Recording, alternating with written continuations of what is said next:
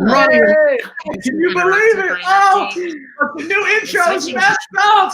It's from Deerfield. That's horrible. Oh, look. YouTube fired me out with an ad. Hold on. Another 5 seconds. Just keep behind you. Are we supposed to dance with no music? No, there you go. We're back in the mix. YouTube trying to take us down. We are looking live at the Hidden Jackpot GovCast from South Florida. How's everybody doing today? Happy Tuesday. Woo! Woo! We had a new intro. It's all messed up. YouTube setting us down. They sticking those damn ads.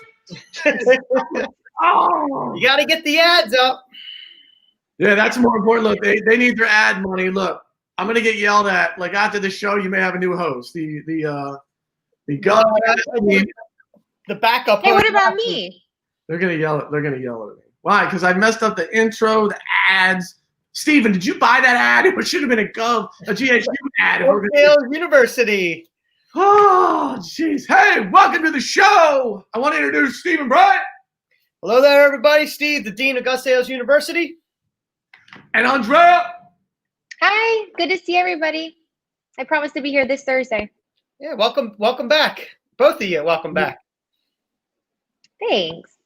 Yes, we're out hiding. Look, I snuck in my AirPods. I'm doing everything I'm told today, trying to keep it together. Hey, we have a really special show today. We have a special guest, Steve Nudelberg will be here. If you haven't seen him on LinkedIn, he is a sales pros, traveled the world, has a great story. I always say when you see him, and you'll see when you meet him, he reminds me of like your uncle that's traveled the world and has a million great stories. So super excited to have him here today for the show. And so if you follow what we do, we have been talking about kind of back to school as folks are contemplating that event, both some virtually and some sending their kids to school and going away to college, and some colleges saying don't come. And so we've been participating with that. And then the next step really is, hey, once you get through that process, hey, how do you take your career to the next level? So many folks kind of go to school, spend a ton of money on school, then they get done. And if we were super honest, 90% of what we learn in school, we don't really use in the real world, right? Anybody use the periodic table lately? Anybody? Trigonometry? Last week. Wait, did you do it? Like trigonometry, cosine, sine, like all those. Was it Pythagorean theorem? Like all those things. So we want to talk about like how to, really make whatever you're learning really applicable to your life. How do you learn to earn versus just learn and get into a lot of student debt? Amen. So that'll be the topic today. That's why we have Steve here. And so before we get there, though, I think we have a couple things, loose ends to tie up. So apparently, Andrea did not have COVID, so there were some rumors about that. She was traveling to Ohio. I did not. Yes, Steve, for a family event. But then what happened, Dre, along the trip? There was something happening. I got to keep it short and PG. I was flying with my dog, who is an emotional support animal, and it was just chaos. Like every time I've flown with this airline before, they've been fine. You just show a little letter saying you have a little anxiety, and here you go. And now it was this whole, if you don't have this, they didn't want to let us on, then they did, then they didn't. It was just a back and forth mess. But we flew, and he was fine on the way there and back. Just really horrible experience. And you don't have a tiny dog. How much Yes, is it? he is. He's 15 pounds. Oh, so he sits on your lap the whole trip? He sleeps on my lap the entire time, doesn't make a peep. Really? No. Dog to Ohio. Literally. Great. It's amazing. All the people on there love him, besides the people who work for the airline. Yeah. You said you got a little upset. You want to call out the name of the airline? We're going to throw them under the bus now? But we got a big file. We could crush airlines right now. Let's keep going. We can't do that. No, you're not going to call them out? All right, cool. No. Stevie B, can you top that? Anything else you want to throw in about back to school, delving your career, traveling the world, making sure we're all complete? Anything you got? You said you got. There's a lot. Well, cool. Let's stick with the back to school theme. I think that's a great one to start with. So last week I was celebrating via Zoom call. It was my grandma's 97th birthday. So at the home, I had her set up the computer so she could do it. And it was great. Really a wonderful time. But my grandma, she taught in the Philadelphia school district until she was 70 years old. And we're talking about kids going back to school. And she went back during her times when there was actually a teacher strike. So kids wanted to go back to school, but like the teachers weren't there. And I know we're going through difficult times now, and it was just interesting to hear her perspective on things. And she actually went against the grain. She opened up a little school at her house because she thought it was depriving the students. So the teachers were kind of upset because you're supposed to band together. And but she said she would have like a morning session because you can only fit so many people in the house or students, right? Had a classroom like 30, but she would do like 15 in the morning and then send them home. And then during lunchtime, another 15 would come and she would do the afternoon teaching sessions. So it just shows like, you know, you can overcome any type of adversity if you're willing to. I know it's kind of weird in today's age, but like, I don't know about my kids going over to a teacher's house. Like there's all these like weird things, but back in the day, that was cool. And just really proud of her for doing that. Oh, that's a really, really good story. That's amazing. That is a great story. We went from negative to great. Right. So, well, yeah, teaching. What is she, 97, you said? 97, yep. That's amazing. So all the folks out there that have kid issues, sending them back, not sending them back, virtual school, COVID, teacher. If you're a teacher, like God bless. So wish you the very best. If you're homeschooling, I don't know how you're doing it. Homeschooling and getting your kids set up and trying to do your job. So there's a lot going on, particularly this particular August, September than any others. And so, you know, we really wanted to focus today's show and get, hey, how do you kind of take that and apply it to the real world? Because again, so many things we typically learn and go through and struggle with and tests we failed don't affect us in the real world. And one of the things GSU does, one of the things Stephen and his group is really focused on is, hey, how do you learn things that'll help you earn? Because that's really what we're focused on. A couple weeks, or I guess a week and a half ago, we had Kevin Dorsey on the show. You know, he mentioned like when you're in high school and you're playing a sport, you spend literally hundreds of hours in high school preparing to play a sport for a letterman jacket or a medal, right? You spend all these hours, right? And then we get out in the real world, we start our job, and a lot of folks spend little to no time, extra time, training for the thing that will pay all their bills and develop their career and self-actualize. And so it was a really great paradigm, you know, shift to just think about all the time and effort we put in when we're younger and things. And sometimes when we get out in the real world, we kind of forget, hey, I'm responsible for my own learning. And so that's really what we wanted to focus on today. And so wanted to introduce Steve Nudelberg to the show. So Steve is the principal, he says the principal thinker at On the Ball Ventures. And so Steve's involved in a ton of things. I'll let him tell you about it. He's an author, he's a podcast, he's his own training consulting firm. So I want to welcome Steve to the show. Welcome, Steve. Hey. Not only that. Good morning. Super sharp dresser, so we picked up the pace today. Those of you noticing, we adapted up today for our good. Just picking up our game. So welcome, Steve. How you doing, bro? I am doing fantastic. Thank you for asking. It's just another day in paradise. It looks great. It looks like you're very tropical. Are you in Palm Beach? That looks a super nice Florida setting you got rolling there. I live in Palm Beach, gratefully. I spent most of my life in Broward County. And then recently, 4 or 5 years ago, moved up to Palm Beach. And, you know, if you're going to be quarantined, this is not the worst place to be. Amen. Living the life. Your background looks amazing. So thank you. Can you just for folks who maybe not have heard of you and kind of your background, and can you give folks I know you've done a lot of different things, and so maybe highlight some of the highlights in your career and some of the exciting things you've done and are doing currently. I'd love for the audience to have a great sense of kind of what you have been doing. Thank you. I appreciate the opportunity to be here and to share. And so, you know, really fundamentally, I've been a guy that has always been attracted to people. And if you're going to be in sales, it's the number one thing that you should enjoy. So I love meeting people. I love understanding people.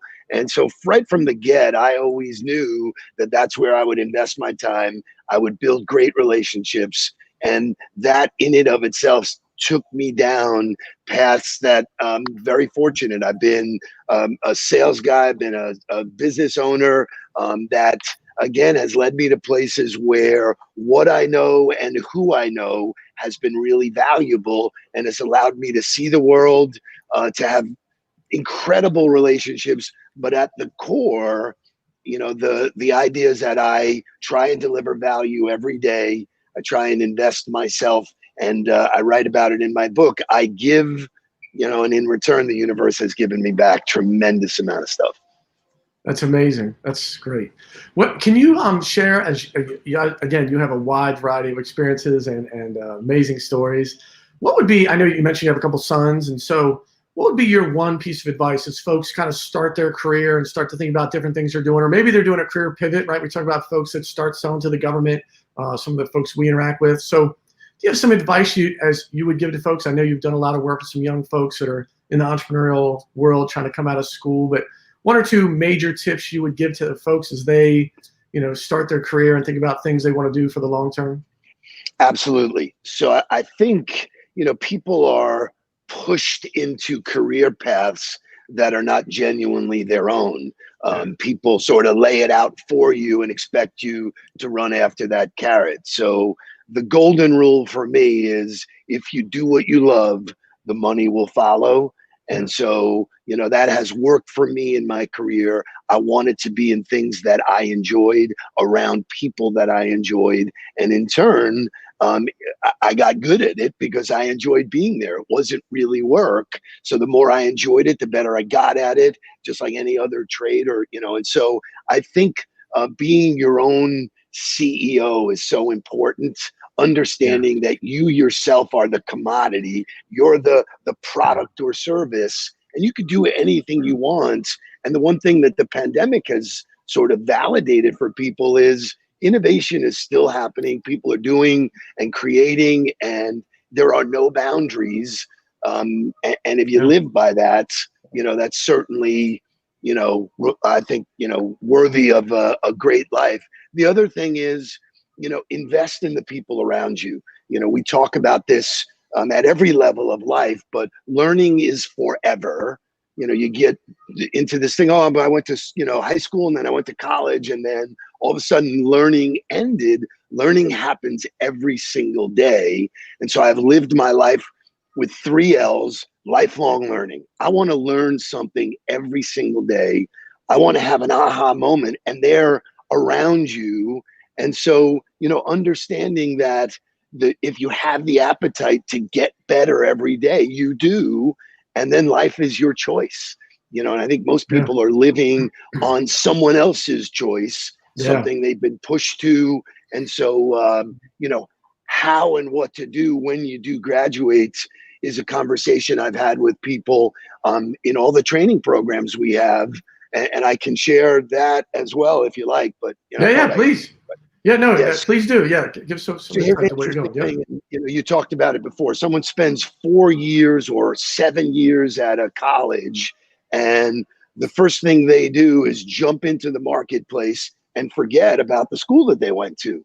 The number one way to market yourself is to the alumni from that school. And so regardless of what school you went to, you have a built-in tribe of people who are willing to take your call, willing to go the extra mile to help you. So this is where people go wrong.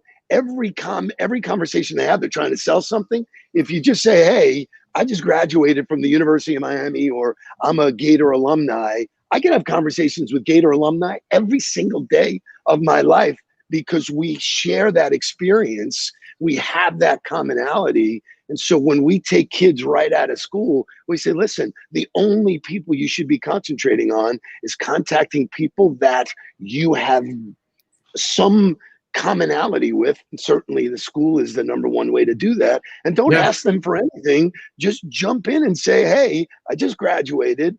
What can you share with me that I need to know? There are no no's there. You have 100% access. You build your network, and if you build your network, it will turn into your net worth.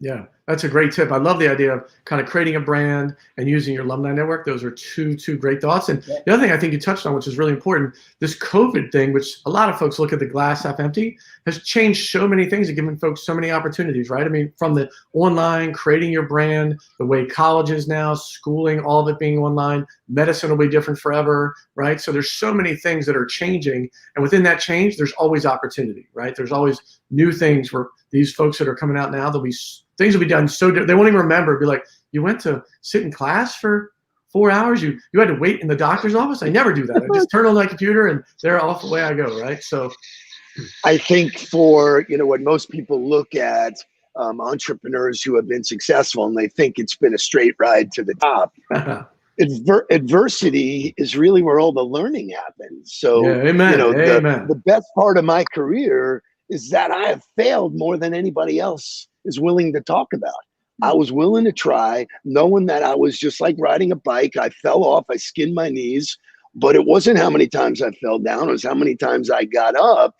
And every single time I looked at that as a gift and said, wow, what a learning. What can I take away from this? And so I think the realization is that there is no perfect roadmap to success. You build it and you go along with it. And the more adversity you have, the more you learn from it and you get closer to what you actually want. And that's really what's happened to me. I mean, I chose to get into sales. Listen, it's a crazy world that I live in because 2 or 3 out of every 10 things I throw at the wall, are going to happen. So that means 70% of what I do, I'm not going to be successful at. Yeah. You have to have the mindset to know, wow, okay, that's not about me. That's just the odds. Now, if you do that in baseball, I was going to say, you're a Hall of Famer, and Yep. you're making billions of dollars. So, for me, understanding what you're passionate about and then just going out and trying it is so key. And no one teaches that to kids in college. I'm fortunate that now I get to visit a lot of universities, or I was, and when I was traveling around, and I would visit universities, and they would ask me like, "What's the key to success?" And that's just take care of the 6 inches between your ears and figure out what your voice is, what you want, not what someone else has told you, because people who have been successful are the ones who have broken out of the mold and done things that make them feel good. And in turn, the world is better off for it. Amen. So I have a question. So I know the first thing that you mentioned was you love people, right? And so you said that's key in sales. You got to love people since you're talking to them all day. But being that you've studied a lot of different people throughout your life, are there any specific traits or characteristics that you're finding in the most successful salespeople? Yeah. So, I'm a chemistry fan, if you will. The idea that, for me, it's just about, you have a natural connection to some people. And when you recognize that, acting on it and, enjoying meeting other great people is, good in and of itself. And so, the world is a smorgasbord of all different kinds of folks. For me, what was most successful was a genuine ability to listen. Like, I really wanted to listen. I started every conversation in my career with, "Hey, what's your story?" And I've yet to meet anybody who doesn't have a story, by the way. Yeah. And then when they start telling me the story, there's always bits and pieces that I'm learning and digesting and, using that information. Oh, by the way, I take notes. People, wow, you're taking notes on what I'm saying. And so when you get people talking and you learn about them and you're really willing to listen, ultimately they'll come around to saying to you, "Hey, Steve, why don't you tell me your story?" And, that's where the real connection happens. I think people live in a world of, they think it's what they do is the most important thing. And really it's who you are is the most important thing. And this new economy is really, it's never been more relevant to be who you are, because, and I believe this in every part of life, if you don't like me, you're not going to do business with me. It's just a fact. And that's okay. Not everybody in the world has to like me. So I run around spending time with people who like me. And you know what? Good things happen. I think that's what's holding our business down. People do not like me, and it's becoming a problem. So that's after the show. We'll talk about that. Right. There's a therapy session for that as well. Totally. Steve, I've been watching some of your content too, and I love your slogan. Tell me something good, right? Instead of saying how you doing, tell me something good. Correct. And I know that we look at sales, and you mentioned it before, you fail 70% of the time, right? So a lot of sales, it can be chalked up as learning experiences, but success lives on the other side of failure. And a big believer in that as well, being an entrepreneur, following my hearts and dreams. I started a water sport business because I love water sports, but it definitely didn't live to the financial income, to support my lifestyle that my wife wanted me to have. So high-end lifestyle too. He's also in South Florida, Steve. Living out there. But you talk about like overcoming obstacles, right? And challenges. So is there a couple like examples, I guess, throughout your life where you have face these hardships? Like right now, I know everybody in the economy is facing hardships, right? But just something that you went through where you came out on the other side of success? Yeah, lots of them. So Right? we could have the whole show talk about Yeah. that. First of all, to comment on Tell Me Something Good. So I'm a student of human beings, and I realized that every time I would say, "Hey, how are you?" someone would come back with a negative answer. Oh, my house, my car, Yeah, my. we have Yeah. guests like that. Yeah. And I was like, wow, you're like, go away, energy vampire. You're sucking all the energy out of me. So I would just say, you know what? Forget all that. Tell me something good. And instantly they would think about something, and whatever they told me would turn out to be the most important thing on their mind. And in turn, we would have a great conversation about it. So that is a whole mindset shift in and of itself, is that language and words and all of that stuff matters. And literally it's about them, not about me. But you asked about a failure. The biggest failure in my career is one that really just informed my whole life.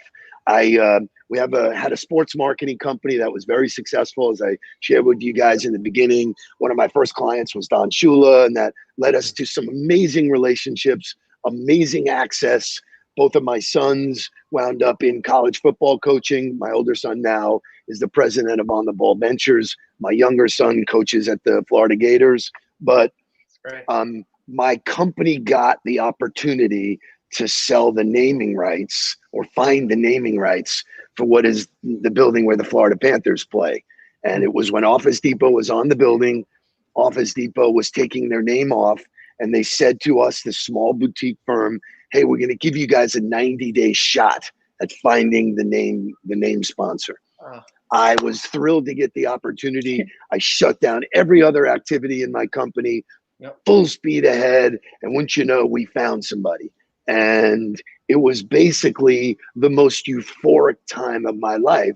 I was actually in another city, and if you read the book, I go into the story pretty deep, but I was in another city waiting for the team to come in the following morning and share in this great success.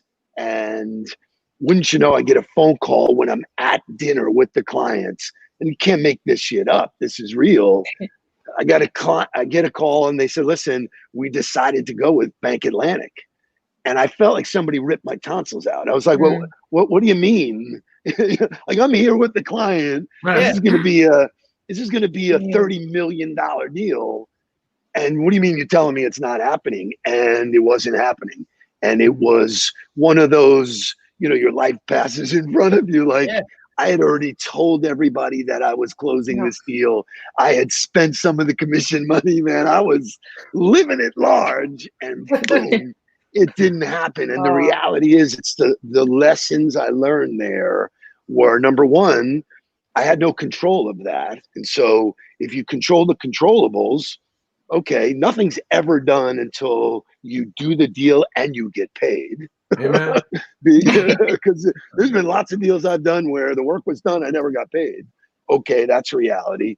But in that particular instance, I realized that the client had a desire to do something like that. And all I had to do was shift my thinking to, okay, it's not this. I got to go find something else. The alternative would have been to be a crybaby. Oh my God, look, poor me. It didn't happen. And, which it took 2 shots of tequila to actually get that way. But, it's okay. I walked right up to the bar and I said, do not move that bottle for a while. But the reality is, the lesson is that you can't control it. So would I, if I was writing the movie again, if I was in that movie, would I do everything I did to get to the point where that client could say yes? And the answer is absolutely yes. So what it taught me, which is the absolute biggest thing that I can teach anybody, and I do it in our trainings. I taught my son this. People in football and sports know this, is that the only thing you can control is behavior. You can't control outcomes. And so teams that watch the scoreboard lose all the time. Salespeople that watch the quota lose all the time. worry about daily behaviors. If you maximize your daily behavior and move towards something, you will have more success than you know what to do with, because behavior informs outcome. So pretty cool. It's like simple stuff that most people don't pay attention to, but most people want to lose weight. They're not willing to do what it takes to lose weight. So all of that kind of mindset, We fight that battle with our team all the time. When I have folks that don't like to maybe do the day-to-day thing, they're like, well, look at my number. I'm like, listen, in the sales world, that number is going to drop, because it does for everybody. The best of the best. If you're just looking at the number every month and not doing day-to-day, eventually that's going to catch up with you. There's just you're not beating the game. The game's been here way longer than us. So you're not. Yeah. And I mean, you can look at real examples in sports. When Atlanta and the Patriots were playing in the Super Bowl, Atlanta went in the locker room, focused on the scoreboard. They forgot to play the second half and they lost, So, those are real time examples of where, when we get into organizations, when I work with CEOs and the companies we work with, we change behavior, and in turn, all the results you want. And so what I think the challenge is for kids getting out of college is no one's taught them the behavior of how to be successful in the business world. They've just said, oh, here's all the business principles, but how do I do it? When do I do it? How often do I do it? What, and so all of those things, which we call cadence, when you're on a football team, you're blocking and tackling every day, figuring out the timing of things. Yeah. That's really key to being a business professional. Steve, can you share with our audience? We got one something in your past and something looking forward. So when you talk about failures, so is there a tip or two you could share with the audience about? I think folks don't really talk a lot about it, and I know you kind of kiddingly said, "Hey, I went and had 2 shots of tequila," but it's like those are the moments. I think where we are in life. It's like you have to go through those. Like everybody wants the end result, right? Everybody wants the championship or the money or the big house, and they don't see all of the valleys that are in that. And so in your, long, prestigious career, when you've been in one of those valleys, do you have any tips to help folks get back to their winning ways? Like, how do they get out of the funk? Because it affects everybody, right? We don't really talk about it a lot. And when people are in the funk, they think, oh, it's only me. You're like, nope, it's everybody. Right? When you manage a big team, you're like, nope, it's just you this week. And next week, it'll be someone else. So any thoughts you could share with our audience about how you manage to get out of that? How do folks re-embolden themselves when they're struggling? So it's a great question, and it's very intuitive. One of the reasons why I wrote the book were people said to me, wow, you've had a pretty good career. Seems like you've been really successful. How do you do it? And I built a game plan that was a set of daily processes. It's 27 rules for leaders and influencers. And what I learned was over the course of time that when I was down or not receiving or not getting the success I wanted, I could go to those rules and focus on, oh, you know what? I stopped doing this one. I stopped waking up early. I stopped making my bed in the morning. I stopped drinking something green that would either be mind, body, or spirits. And I would just go back to basics. So I had it written, and that's what I wound up putting the book together for, because if you, and I tell people, I've had, we've sold thousands and thousands of books and had lots of conversations about it. When people say, well, I don't believe in rule number 1, you don't have to wake up early. I go, listen, those are my rules that I know work for me. As long as you have a set of rules that you live by, go for it. I'm not telling you to use mine. I'm giving you a roadmap that worked for me, and I'm giving you real examples, number one. And the second part of answering that question is, and you said it in the beginning, oh, everybody wants the cars and the houses and all of that. The biggest learning for me was that wasn't success. I had it, and it didn't make me happy. Right. Understanding what made me happy, which was this ability to share my gift with other people, that made me infinitely more happy. And by the way, my income exploded when I did that. That's far awesome. Beyond anything I had ever done in my life. So that's the thing I want to tell kids, is that you were taught to go work 100 hours a week and buy a car and buy a house and live because someone else told you to do that. And certainly you listen to all the marketing and they're telling you if you drive a fancy car and you eat in fancy restaurants, you're going to get the right lady. It's complete bullshit. It doesn't make sense. It's like, that's not the roadmap. And if you find the right road, that's why I said, do what you love. Yeah. And the other stuff starts to come and you go, wow, you have real appreciation for everything you have. And I'm super blessed that my career took me there. And then I found my zone. Yeah. I love the idea of the discipline part, because when a football team gets blown out on Sunday, the fact they're back to practice on Monday gets them back in the routine to bounce back, right? And I think folks, when they're doing well, they get away from the discipline, and when it falls apart, they have nothing to go back to. And so having that structure, I think, is a great tip for our audience is, hey, keep your discipline, keep your structure. It'll serve you well. You'll explode during the good times. But in the bad times, knowing you have a routine to go to Monday morning or Tuesday morning or Saturday afternoon when things aren't well will serve you greatly as you try to get out of your funk, right? That's a great tip. So interesting. You use the word routine. Out of the word routine comes rut. It becomes mundane. We like to call it a process. This is my process. This is what I know produces the best results. So it's not necessarily routine, because some people I talk to, when we break down their routine, they go, I go home every night, I have a 6-pack of beer and a bag of potato chips. I go, yeah, that's a routine, but that's not going to get you. That's not winning behavior. So. Yeah. Amen. Dre. So I have a question. So I'm in a management role over here as well. And so I'm constantly wanting to know how different people are training or maybe developing some of your salespeople. So what's some advice that you might be able to give me, or what are some ways that you've had success training and developing your people? One of the first things I learned early on in my entrepreneurial career was there's no cookie cutter way to train people. Coaching is a very personal thing. And if you ask a football coach, they'll tell you straight away that they're not coaching everybody on the team the same. People have different gifts.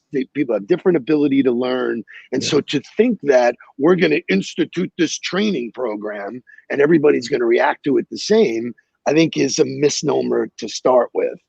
And then understand, and this is just my particular view of it, I believe everybody has a special gift. And if you take what they're good at and make them great at it, everybody wins.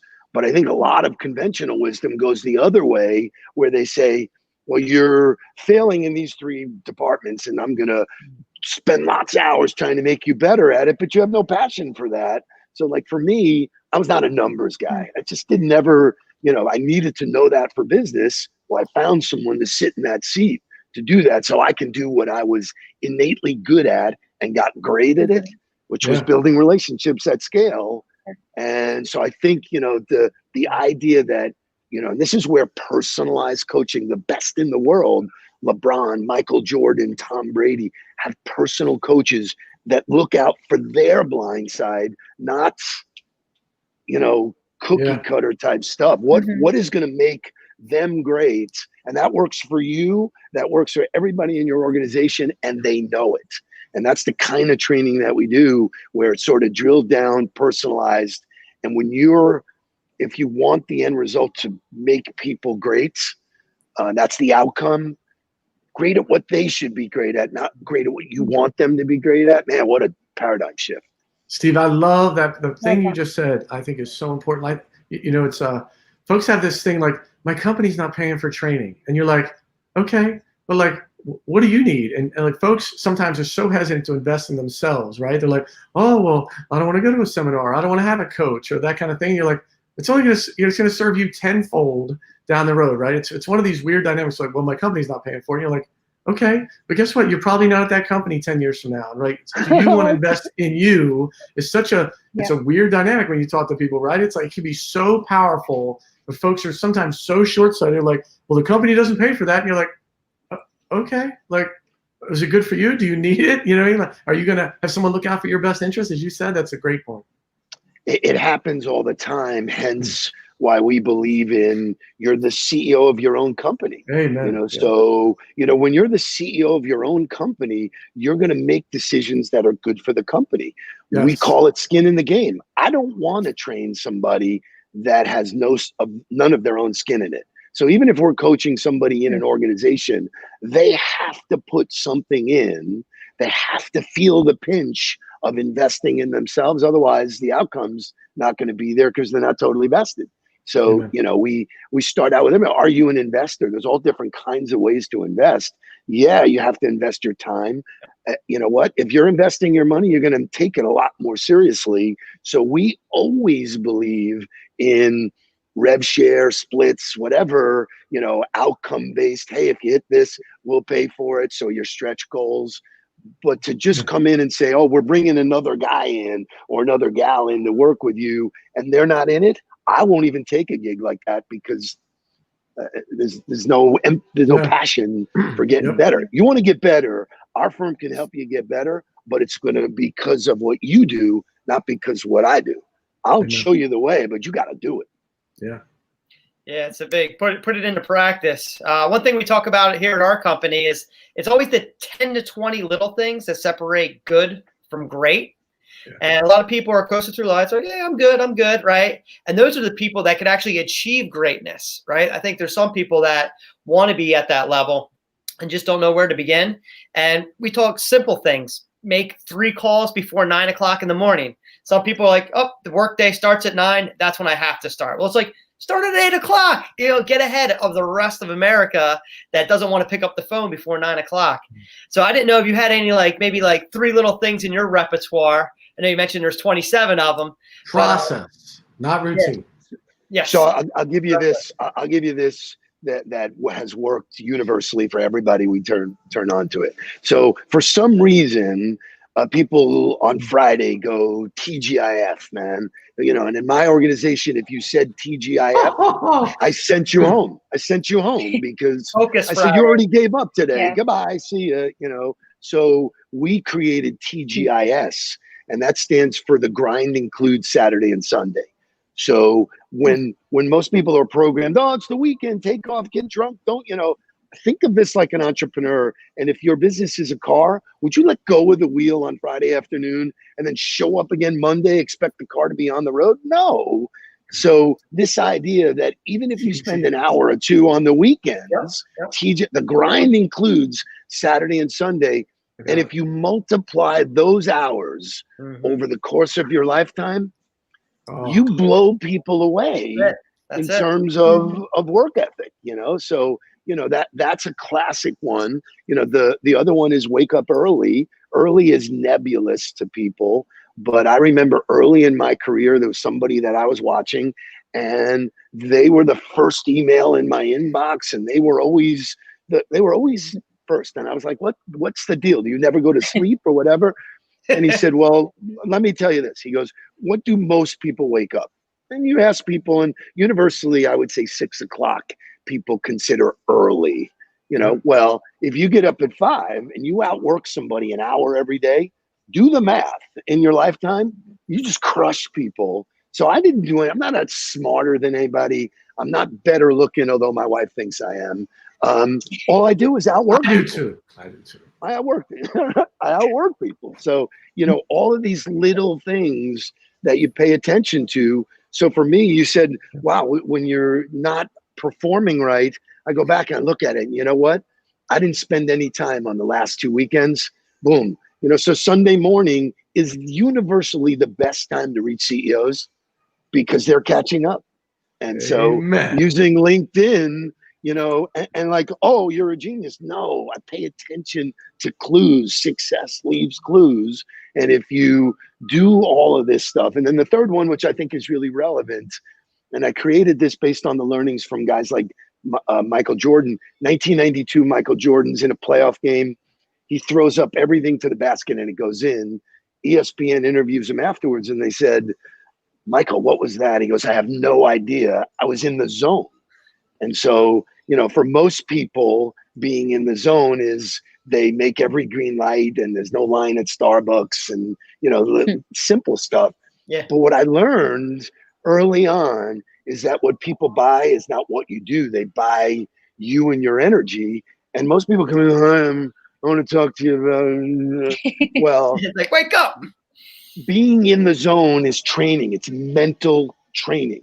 You train yourself to be in the zone. So I could have had an awful morning. My house could be on fire, but I'm committed to being here with you guys.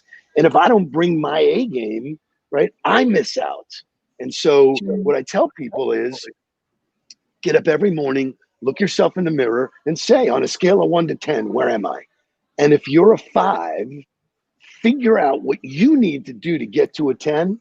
And I call it when Popeye was, which is interesting, when I would travel, I would show a slide of Popeye, and sometimes I'd be in front of an audience who would go, who's the sailor guy? Right, This is right. insane. But Popeye, when Popeye wasn't a 10, he had spinach.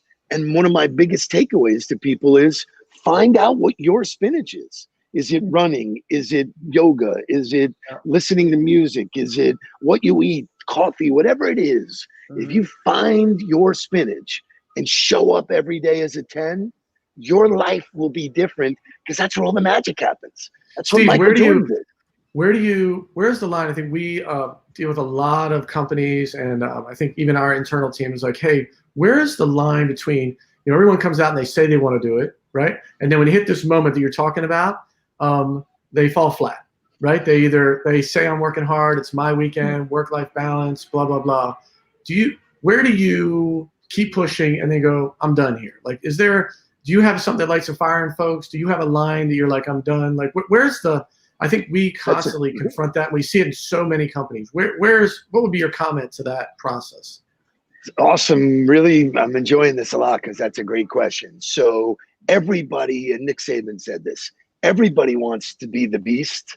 Not everybody's willing to do what the beasts do. So the reality is I surround myself with people who, and a real good friend of mine, Joe Mullings, talks about this. We're in the foxhole. I only want to be in the foxhole with people I can count on. And if you're not one of them, you don't belong here. That's okay. You could do whatever you want, but you can't do that with me, with my team, because I want us to all have each other's backs. It's the Navy SEAL mentality, is I'm counting on you, because nobody does anything as an island. When I'm down, I want you to pick me up, and vice versa. So, the whole reality is that, if you want to be accountable, find an accountability partner and make it happen, because nobody does it alone. But the best workouts and the best things happen when you don't feel like doing it, because that's where the breakthroughs are. Amen. Amen. One last thing, as we get late in the show, I've seen some of your talks and all. You talk about this return on relationship, which I think is wonderful, using social media and kind of a new currency, and kind of get back to what COVID's doing to folks, and a lot of things being online. And would love you just to comment on that, kind of maybe share that concept of return on relationship, and your book, and kind of some of the things you have out there to help folks, start to navigate this new internet age, social media, what we're going to do now during COVID. How do they find their footing for them personally as their own CEO? Fantastic. So that was part of my TED Talk, which I was really proud to get the opportunity to do. And my conversation is most, especially college kids, learn about ROI, return on investment. Yeah. I'll give you X amount of money and I expect to make more in return. Well, it's never too early to start investing in relationships. And when you keep score on relationships the same way you would do any other investment, you will see that people are responsible for your success and not anything else. And so there are tools that allow us to do this at scale. You are never too young to get into LinkedIn. Both my son is 22. He's at the University of Florida. He's been in LinkedIn for a while. Mark's been in LinkedIn for a while. So I cannot stress, I want kids that are high school seniors to get into LinkedIn and start connecting with everybody that they know and everybody their parents know, because this network will take you to places that you can't go on your own. And so the return on relationship is a new concept for people. They don't really get it.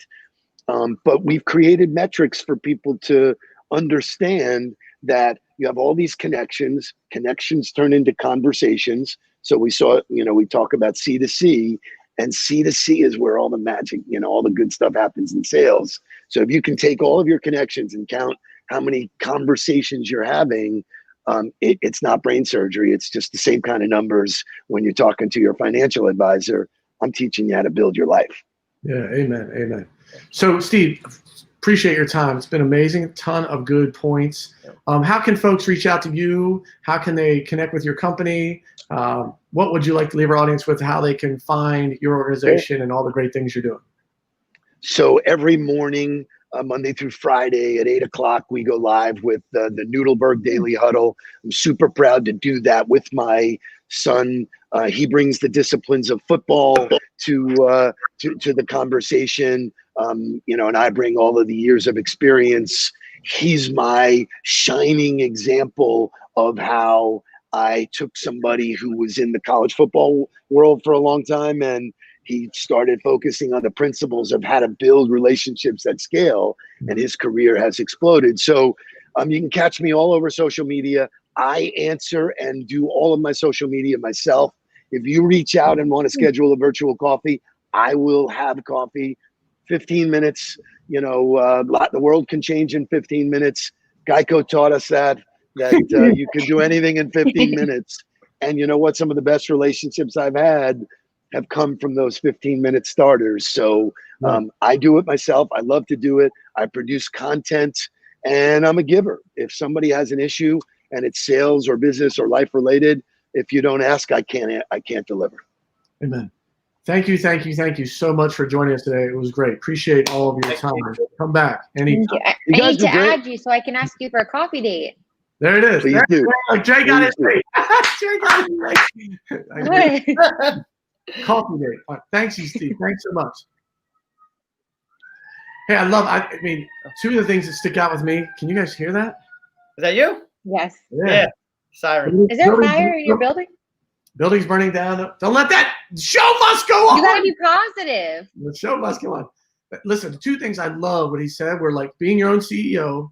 Listen, and there's no substitute for hard work, right? Like what the TGISS, right? Yeah, the grind starts on Saturdays or something. TGIS.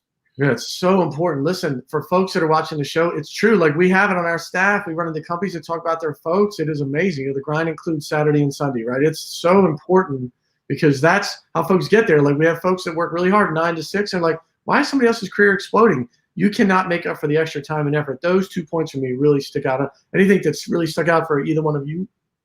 It's the continuing education, right? I know that kind of harps on when we do GovSales University, but just me with my personal life, that's one thing that you can never stop doing. Just there's so much content out there. Like there's no reason that you shouldn't be always learning, right? You can go on YouTube and watch videos.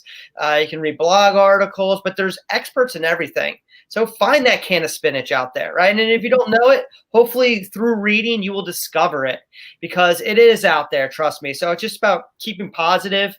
I think energy, something Steve brings to the table. He's like, carries him. Yeah. I surround myself with people like that. Like that's a conscious decision, right? And if you're not bringing positive or joy to my life, then get out of it. And I think that's a lot of things that we have to do as people. It's hard sometimes to cut folks out of our lives, but if they're not making it better, they're making it worse. So what would you rather have? Yeah, amen. Better, right? Okay. So get rid of that extra noise, energy vampires, people call them. I heard that term. Like that. Yeah. But once you do that, Do you remember a couple of years ago? We had that posted all over the This is when I first started, Steve, when I was on your team. We had it on the cubicles. It said like energy vampires had an X over it or, something like that. But that's what I thought of. Energy vampires. That was it was John Gordon from John Gordon. We did all his stuff. So it's like, yep, get out of here with that. Yep. I like the Popeye reference though when he was saying like, because it's nearly impossible to wake up every day in a great mood and to have everything in your life going right. It's nearly impossible. And so I think what he said is super important. Like, hey, look in the mirror and figure out where am I today, and then what do I need to get to a 10? Because I feel like the last thing that you want to do is you're talking to a prospect and be miserable, and you have all this weight that you're carrying, and the person can feel it, right? Like we're all human. You can sense that. I think so. That's just really big is figuring out how can you be the best today, even if you don't want to. Just do what you need to. Go for the run, drink the coffee, all the different things he was mentioning, and just get to it. Amen. Listen, we talk about all the time in our company, connect your why with your career. When you connect your career with your why, then you're not just making a phone call. You are paying for your house. You are helping your kid go to college. You are, buying your dream vacation. A million things. So if you just position it differently, can have a huge impact on your daily work. Good. Thank you, everybody. We will be back Thursday at noon with our next topic on, hey, after you go to school, what happens then? How to be great in your career. Amen. Stay safe. Thanks for tuning in.